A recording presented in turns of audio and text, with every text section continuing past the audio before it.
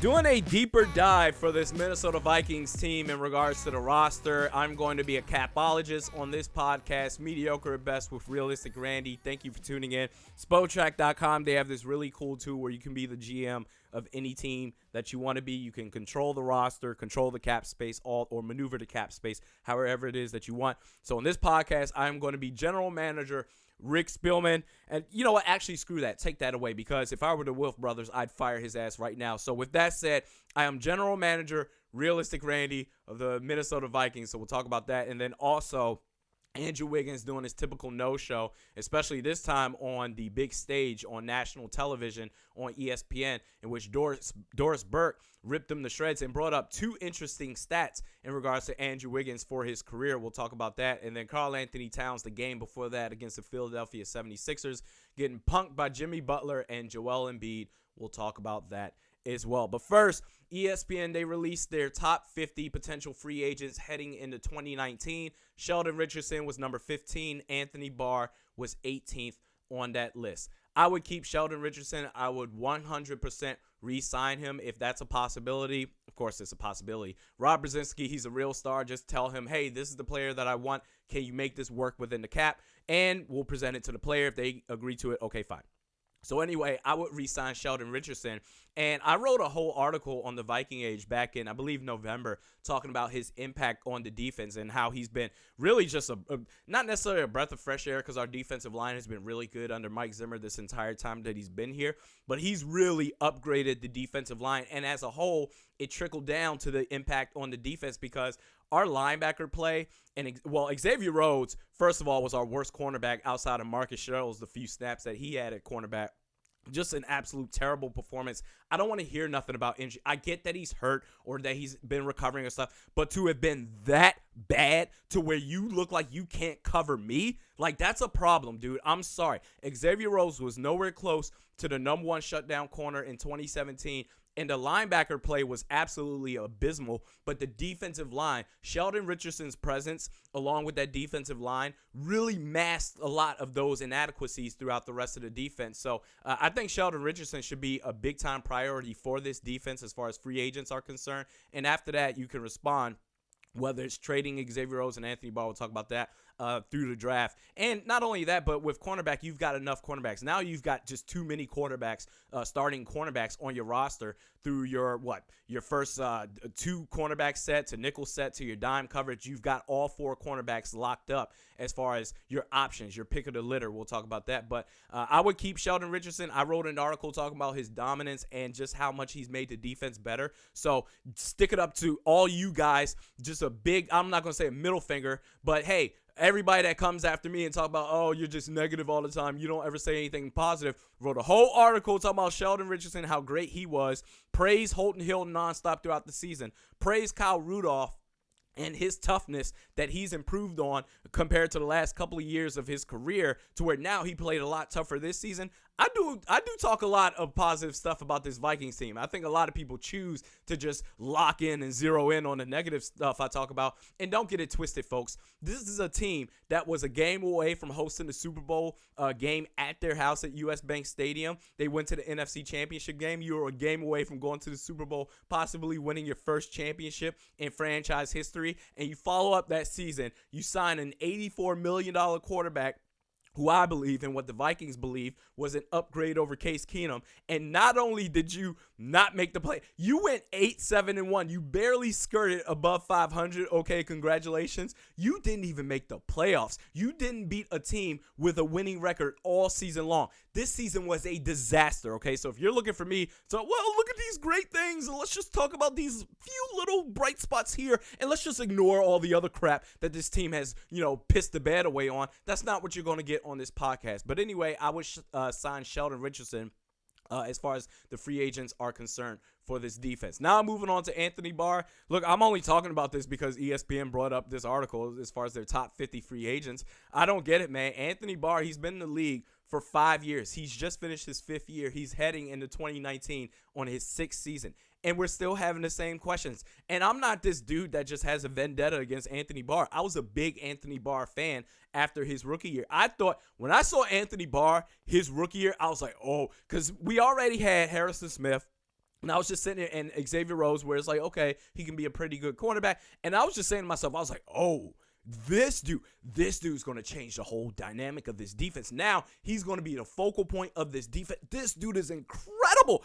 And then after that rookie year, because, there is something to be said about when you're hungry and you got something to prove, and then maybe once you get that clout, once you get that praise, it's like, all right, everybody thinks I'm hot stuff. I can kind of do whatever it is I want. Maybe a little bit of complacency there.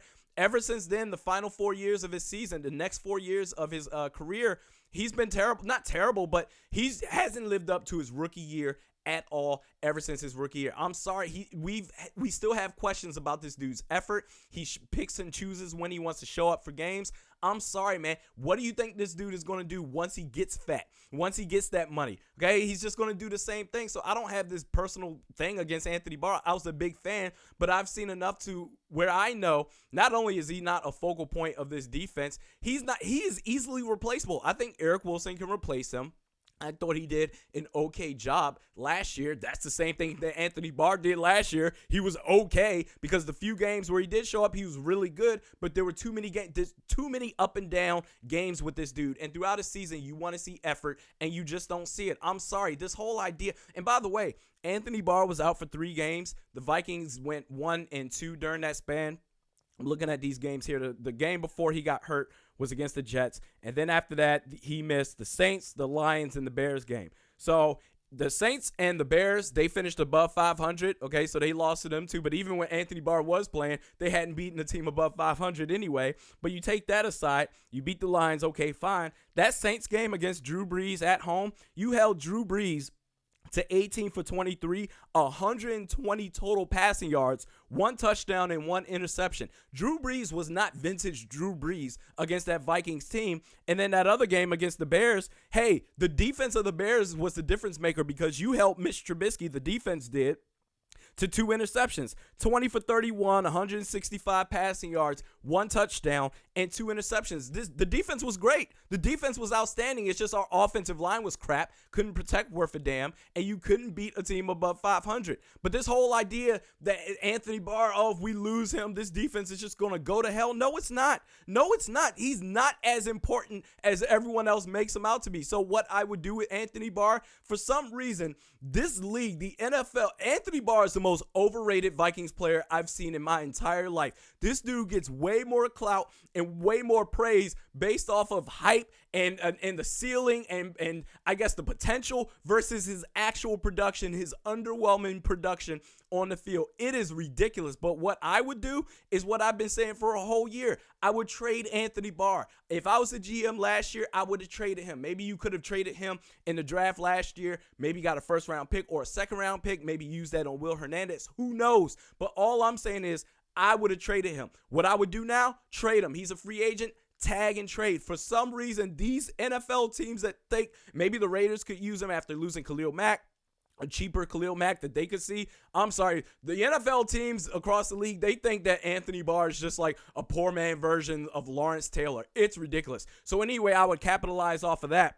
But first, you would have to basically free up some cap space for that. Okay, so I'm looking on Spotrac.com right now going into 2019. The Vikings have a projected cap space of less than $1 million. It's about $750,000. Okay. Now, if you make these couple of moves, this could free up some cap space. You could free up some cap space and then go from there. So let's say first, trade Xavier Rhodes.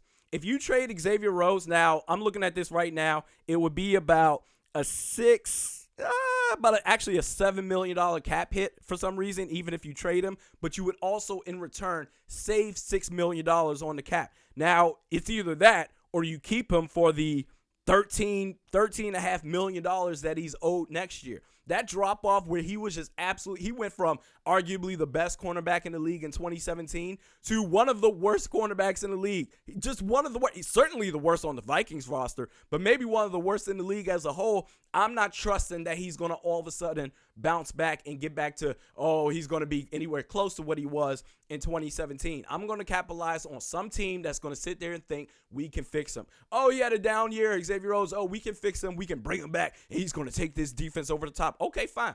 Get a nice collection of assets for him. you're going to take $7 million cap hit, but you can save $6 million with that. After that, I would actually look at, as tough as this is, I would look at releasing Everson Griffin or taking a significant pay cut or talk to him as far as contract negotiations. Because if you straight up, I'm good with Stephen Weatherly, man. I really am. I think Stephen Weatherly did a hell of a job, and Danielle Hunter going from left end to right end. Stephen Weatherly did a damn good job last year. It was very nice to see.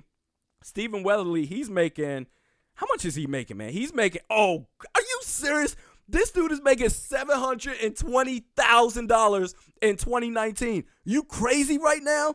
And if you cut Everson Griffin, that's going to be a savings of $10.5 million. Okay, you can get that same production out of Everson Griffin. I think Stephen Weatherly was actually better than Everson Griffin last year, totality-wise. I know Everson Griffin, he was out for that time. I'm only talking about the times that Everson Griffin did play in comparison to Stephen Weatherly. Stephen Weatherly made plays all year long when he was called upon to do so. You would save $10.5 million on the cap. You'll take a $1.2 million cap hit as far as with Everson Griffin's dead salary cap, but that's fine. $10.5 million, so you're looking at $6.5 million saved with if you trade Xavier Rhodes. You're looking at $10.5 million saved if you straight up cut Everson Griffin or reduce his salary. Andrew Sendejo, I would cut him as well. Andrew Sendejo back in 2017, he had his best season straight up by far. But you know what? It just didn't work out for him in 2018 because he wasn't healthy. Anthony Harris, he's the guy they should keep for the safety opposite Harrison Smith. If you straight up cut Andrew Sendejo, you're going to save $5.5 million on the cap. So right now, you go from about $750,000 going into 2019. With these three moves so far, you now have a cap space of $23 million, okay? Then after that, don't just say, okay, we're fine here. You can reduce Kyle Rudolph. He's projected to make a little over $7.5 million. Let's see if we can put that to, let's say $5 million, okay? Say $5 million, boom. You save just over $2.5 million with that. So now you go from 23 to $25.5 million in cap space. Okay, you have plenty of options right there. Now you're probably gonna have to pay Adam Thielen a little bit more. Okay, but then that gives you room to also franchise tag Anthony Barr and then trade him to whatever team that thinks they'll get him. Oh my God! And you know what's funny? I've seen this as far as going back to Xavier Rhodes real quick. Oh, my God, if we lose Xavier Rhodes, that's going to be a disaster. If Mike Zimmer is this cornerback guru or whisperer that he's propped up to be, which he is, okay? I know I criticize Mike Zimmer a lot, but he is. He's a damn good cornerback whisperer. Losing Xavier Rhodes is no big deal because I'm keeping Trey Waynes, okay? Trey Waynes, he is on the fifth-year option. He's going to make $9 million. Compared to the $13.5 million that Xavier Rhodes would make, I would take Trey Waynes. And I think you can make a long-term deal with Trey Waynes, going to be significantly cheaper than Xavier Rhodes' contract. I would keep Trey Waynes. Mackenzie Alexander has really stepped on. That was the dude where last year it was like, this dude is just a lame duck. He's going to get cut eventually. He had a very strong year this year in 2018. Trey Waynes, Mackenzie Alexander, Mike Hughes is going to be back healthy, and Holton Hill. That's your four cornerback set right there. Okay, so you gotta let go of one of them. I would let go of Xavier Rhodes because the risk is just too great. I'm not counting on this dude to suddenly bounce back. That drop-off was insane. So I think with Xavier Rhodes, if you lose him, hey, Mike Zimmer, you're the cornerback whisperer. Figure it out. You're fine with these remaining four cornerbacks. Figure it out. And then Anthony Barr. Something that's come up with him. I blame Anthony Barr for his laziness. Now, whether you want to say that or not, because this is something else that came up. Oh, well, the Vikings, they haven't used him correctly. He's more of an edge rusher. He needs to be a pass rusher 100% of the time, and that's where he's utilized best. Okay, fine. I think it's because of his laziness. I think he takes too many plays off, too many games off, and then once in a while he pops up in a blue moon and it's like, throw him the Brinks truck. But if we're using that, if we're using the alternative where he's not being utilized properly, that's more of an indictment on Mike Zimmer. You're a defensive guy. You don't give a damn about offense. If all you care about is defense and you're not utilizing or you're not using Anthony Barr to his best strengths, that's on you, okay? So anyway, Xavier Rhodes, Anthony Barr, Everson Griffin, Andrew Sendejo, they should all be gone. And then Kyle Rudolph, you can probably reduce his salary, bring him in for contract negotiations. Other than that, let's see. Do you move forward with Morgan? With what? David Morgan as your full-time tight end? I mean, that's something to look at. But there are plenty of options to where you go from $750,000 to $25.5 million. What you can do for those players, Everson Griffin, I don't know if you'll get much as far as a trade. You might get something, maybe a 4th or 5th round pick out of him because of his age, and then kind of like what he went through last year. You never know. With Xavier Rhodes and Anthony Barr, you can get some pretty good draft capital out of that, okay? So I'm just saying, unless the team wants to give up a starting offensive lineman, which I know they're not, but you can get a lot of draft capital because if you can maximize on the draft and get as many offensive – because you need starting and reserve offensive linemen for this team, and then use the rest of that cap to pay Adam Thielen what he's owed, and then, I don't know, whatever other free agents you can bring in, that's going to be smart GMing right there. So anyway, moving forward from that, as far as the offensive line is concerned, Pro Football Focus, they had our guards in 2018. Pressures allowed. So Mike Remmers allowed 42 pressures in the 2018 season, tied for 3rd most among guards. Tom Compton, he allowed 35 pressures, 2nd most among guards. Okay, so wait a minute. Wait, are we doing this right? 42 tied for 3rd amongst guards for Mike Remmers. And then it said, 12th. Tom Compton is 12th for most among guards. I was like, 35, that's less than 42. How's that possible? And then Danny Isidora had 11 pressures. I don't even remember Danny Isidora playing that much. 11 pressures, 75th most among guards. Overall grades for Mike Remmers, 58.9. Tom Compton, 60.2.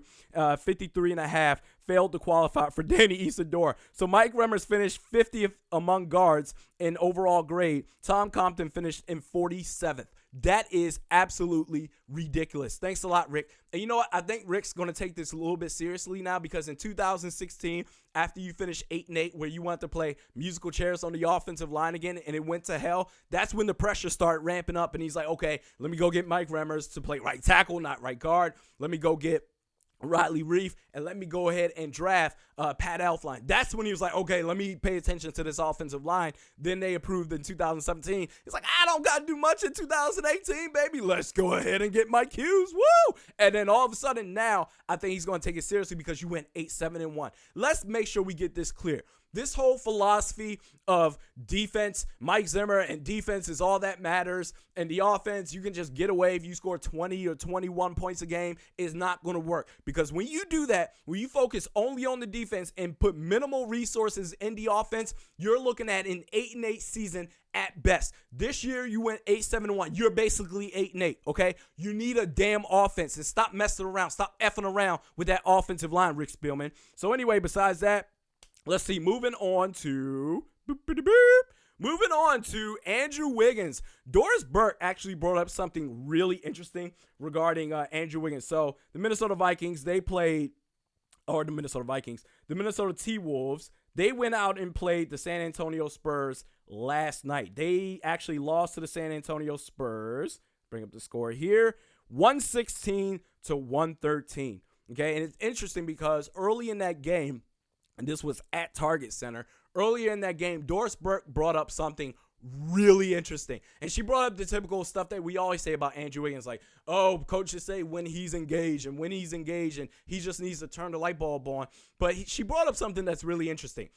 Andrew Wiggins, according to Doris Burke, Andrew Wiggins has never had a double-digit assist game in his career. Andrew Wiggins is in his, 5th season? I think he's in his 5th year right now.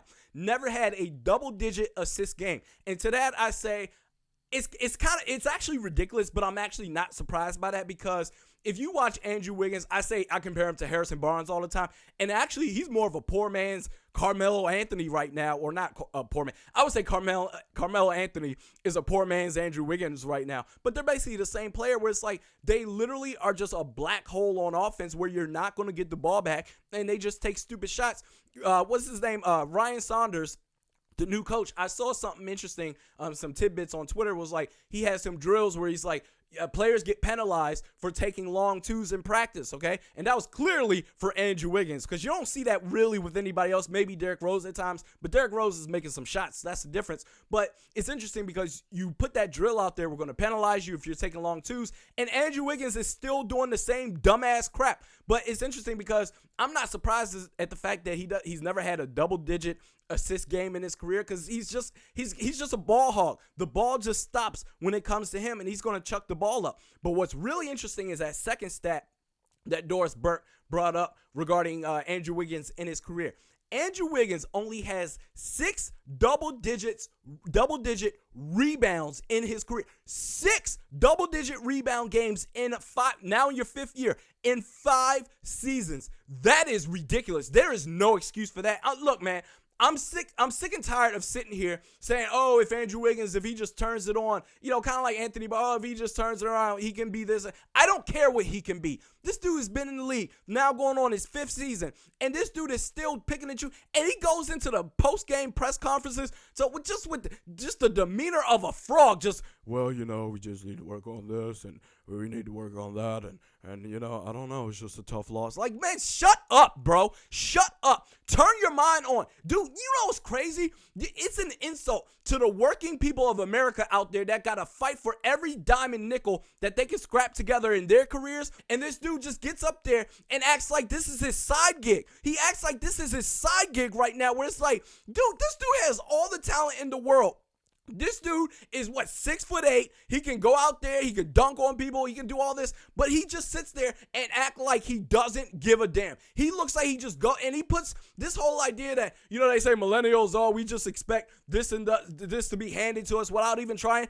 Andrew Wiggins is a literal example of that. Someone that just gets promoted or get a big pay raise off of hype. This dude has done nothing. How do you only have 6 double-digit assist games in your career? How is that even possible? You see in this game, this dude's just standing around. When he doesn't have the ball, he's just standing around on the three-point line. And what's crazy is when other teammates are chucking up shots, when they're just chucking up shots, and let's say if they're missing whatever, Andrew Wiggins isn't going to the basket when he doesn't have the ball to say, okay, let me get the rebound. Rebounds is all about effort, bro. I'm sorry. And assists, that's a whole nother thing, because if you're at least somewhat smart, because his IQ is terrible, if you're at least somewhat smart in basketball, you'll get some assists without even trying. Just pass the ball. You know what makes the Golden State Warriors so special? Forget all the talent they have. They have this system outside of KD a couple of times where it's like, each player, they get the ball, 3 dribbles max, pass the ball. If it's not there, pass the ball. Andrew Wiggins and a bunch of these other players in the league, they're all about trying to put together highlight reels and stuff, 7, 8 dribbles and all this stuff. Harrison Barnes is going to be gone soon from my Dallas Mavericks, but I feel bad for Wolves fans because this is the first year of his 5-year contract. Andrew Wiggins is the biggest thief in Minnesota sports history. I'm sorry.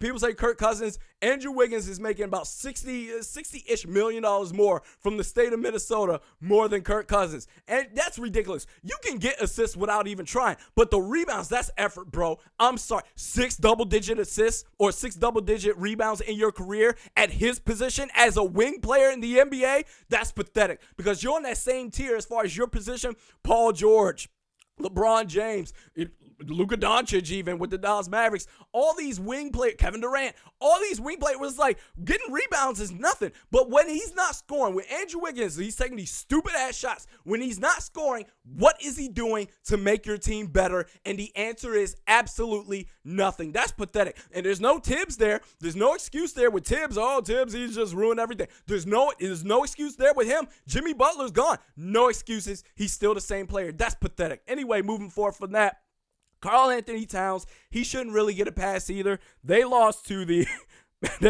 Philadelphia 76ers the game before the Spurs game, 149-107, so a 42-point loss to the Philadelphia 76ers. And this was time for, forget the fact whether you're going to win or lose that game. The Sixers are, frankly, just a much better team. But this was a chance for Karl Anthony Towns and Andrew Wiggins to just step up. All the smack talking that Jimmy Butler did in their face at practice, and it was no secret how much he hated them. And he went on that interview with Rachel Nichols talking about, they have the talent in the world, but you got to want to win. That's that's all I want to do. And, I'm paraphrasing, but it doesn't seem like they want to do that. This was your chance to shut him up. And y'all look soft out there. Y'all look soft. And for Karl Anthony Towns, this goes back to the playoffs of last year where it's like he just against when you're playing on Fox Sports North and you're just, playing like the Charlotte Hornets or the San Antonio Spurs, Karl Anthony Towns can be great. But on the big stage, on national TV, or we saw what he did in the playoffs, he just defers, man. When he's going against guys like Joel Embiid or Jimmy Butler on the block, or let's say Anthony Davis used to give him problems, but they did beat the Pelicans, and Karl Anthony Towns